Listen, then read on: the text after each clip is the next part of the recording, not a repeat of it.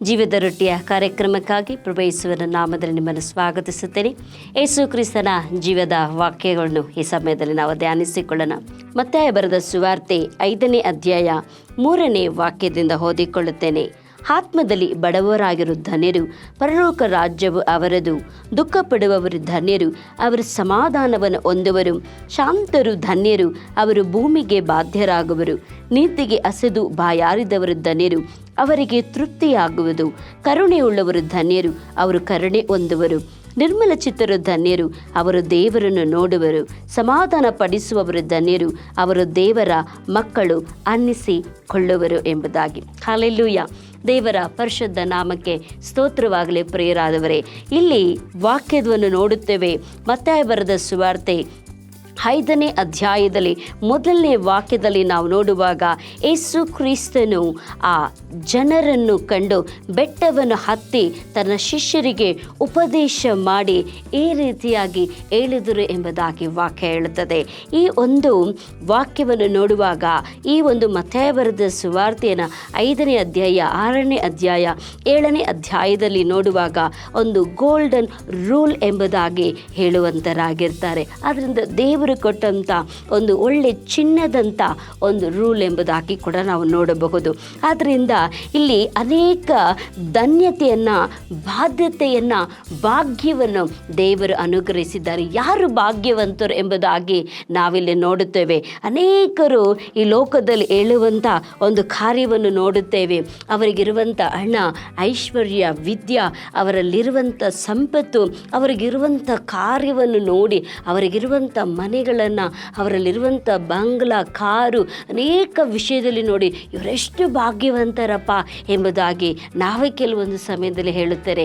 ಆದರೆ ಯೇಸು ಸ್ವಾಮಿ, ಯೇಸು ದೇವರು ಯಾರು ಭಾಗ್ಯವಂತರು ಎಂಬುದಾಗಿ ಒಂದು ಒಳ್ಳೆ ಪಟ್ಟಿಯನ್ನು ಕೊಟ್ಟಿದ್ದಾರೆ. ಆತ್ಮದಲ್ಲಿ ಬಡವರಾಗಿರುವರು ಧನ್ಯರು, ಪರಲೋಕ ರಾಜ್ಯವು ಅವರದು ಎಂಬುದಾಗಿ.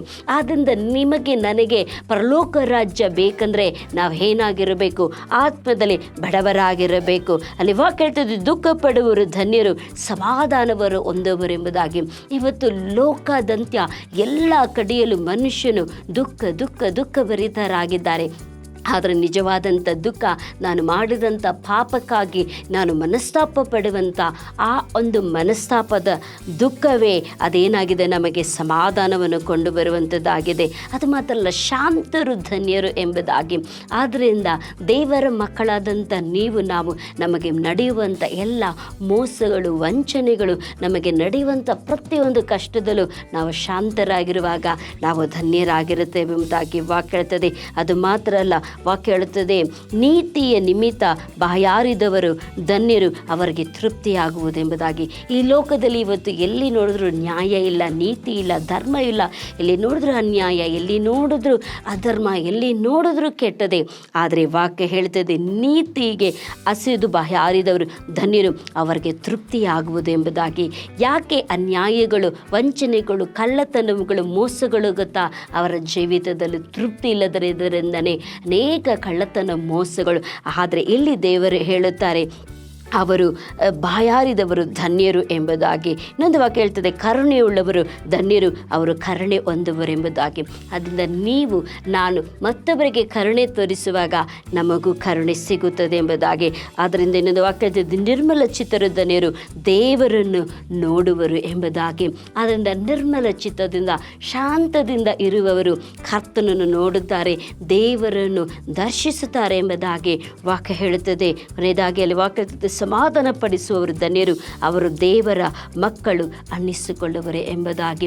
ಆದ್ದರಿಂದ ನೀವು ನಾನು ಒಂದು ದೇವರ ಮಕ್ಕಳೆಂಬುದಾಗಿ ಅನ್ನಿಸಿಕೊಳ್ಳಬೇಕಂದ್ರೆ ನಾವು ಸಮಾಧಾನ ಪಡಿಸಬೇಕು. ಯಾಕಂದರೆ ವಾಕ್ಯ ಹೇಳುತ್ತದೆ, ತಂದೆಯಾದ ದೇವರಿಗೂ ನಮಗೂ ಸಮಾಧಾನವಿರಲಿಲ್ಲ. ಪಾಪ ಮಾಡಿದ ನಿಮಿತ್ತವಾಗಿ ಒಂದು ಸಮಾಧಾನವಿಲ್ಲದೆ, ಒಂದು ಐಕ್ಯವಿಲ್ಲದೆ ಇತ್ತು. ಆದರೆ ಯೇಸು ಸ್ವಾಮಿ ಈ ಜಗಕ್ಕೆ ಬಂದು ತಂದೆಯಾದ ದೇವರಿಗೂ ನಮಗಿದ್ದಂಥ ಆ ವಿರೋಧ ವಿರೋಧವನ್ನು ತೆಗೆದು ಹಾಕಿದ್ರಿಂದ, ನಮ್ಮನ್ನು ಸಮಾಧಾನ ಪಡಿಸಿದ್ರಿಂದಲೇ ವಾಕ್ಯ ಹೇಳ್ತದೆ ದೇವ ಕುಮಾರನು ಎಂಬುದಾಗಿ. ಯಾಕಂದರೆ ಆತರು ಸಮಾಧಾನದ ಪ್ರಭು ಆಗಿದ್ದರು ಎಂಬುದಾಗಿ.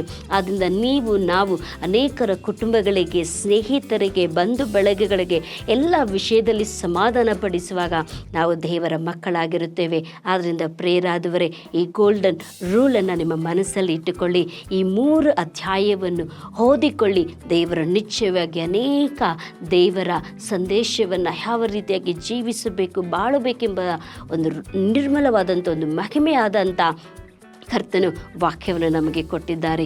ಈ ವಾಕ್ಯವನ್ನು ದೇವರು ಆಶೀರ್ವದಿಸಲಿ. ನಾನು ನಿಮಗಾಗಿ ಪ್ರಾರ್ಥಿಸಿಕೊಳ್ಳುತ್ತೇನೆ.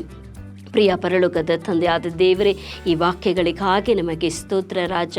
ಅನೇಕ ಜನರು ಸ್ವಾಮಿ ಅಪ್ಪ ಈ ವಾಕ್ಯಗಳನ್ನು ಕೇಳದೆ, ಈ ವಾಕ್ಯಗಳನ್ನು ಅರಿಯದೆ, ತಿಳಿಯದೆ ಅವರ ಕಣ್ಣುಗಳು ಮಂಕಾಗಿದೆ, ಅವರ ಹೃದಯಗಳು ಮಂಕಾಗಿದೆ ಸ್ವಾಮಿ. ಇಂಥ ಸಮಾಧಾನದ ವಾಕ್ಯಕ್ಕಾಗಿ ಅನೇಕ ಸ್ಥಳದಲ್ಲಿ ಅಲೆದಾಡುತ್ತಾರೆ, ತಿರಿಯುತ್ತಾರೆ. ಅಯ್ಯೋ, ನನಗೆ ಸಮಾಧಾನವಿಲ್ಲ, ಸಂತೋಷವಿಲ್ಲ, ನೆಮ್ಮದಿ ಇಲ್ಲ, ನನಗೆ ಯಾವ ತೃಪ್ತಿಯೂ ಇಲ್ಲ ಎಂಬುದಾಗಿ, ನಾನು ಧನ್ಯಲೇ ಇಲ್ಲ, ಆಶೀರ್ವದಿಸಲ್ಪಟ್ಟವಳು ಇಲ್ಲ ಎಂಬುದಾಗಿ ಈ ಲೋಕದಲ್ಲಿ ಅಲೆಯುತ್ತಿದ್ದಾರೆ. ಆದರೆ ನಿನ್ನ ಮಕ್ಕಳಾದಂಥ ನಮಗೂ ಈ ಶಾಂತಿಯಾದಂಥ, ಸಮಾಧಾನವಾದಂಥ, ಈ ಜೀವಕರವಾದಂಥ ವಾಕ್ಯವನ್ನು ನಮಗೆ ಕೊಟ್ಟದಕ್ಕಾಗಿ ಇದನ್ನು ಓದಿದವರು ಭಾಗ್ಯವಂತರು ಎಂಬುದಾಗಿ ಹೇಳಲ್ಪಟ್ಟಿದೆ.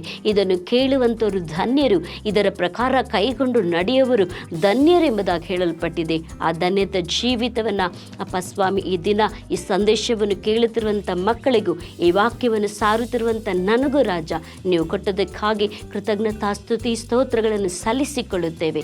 ಈ ದಿವಸವನ್ನು ಆಶೀರ್ವದಿಸು ಯೇಸು ಕ್ರಿಸ್ತನ ನಾಮದಲ್ಲಿ ತಂದೆಯಾದ ದೇವರೇ, ಆಮೇಲೆ. ದೇವರು ನಿಶ್ಚಯವಾಗಿ ನಿಮ್ಮನ್ನು ಆಶೀರ್ವದಿಸ್ತಾರೆ. ನಂಬಿ ವಿಶ್ವಾಸದಿಂದ ಈ ಎಲ್ಲ ವಾಕ್ಯಗಳನ್ನು ಓದಿ ಕರ್ತನ ಬಳಿಗೆ ಪ್ರಾರ್ಥಿಸಿಕೊಳ್ಳಿ. ದೇವರು ನಿಶ್ಚಯವಾಗಿ ನಿಮ್ಮನ್ನು ಆಶೀರ್ವದಿಸುತ್ತಾರೆ. ಕರ್ತನ ನಿಮ್ಮನ್ನು ಆಶೀರ್ವದಿಸಲಿ. ಆಮೇಲೆ.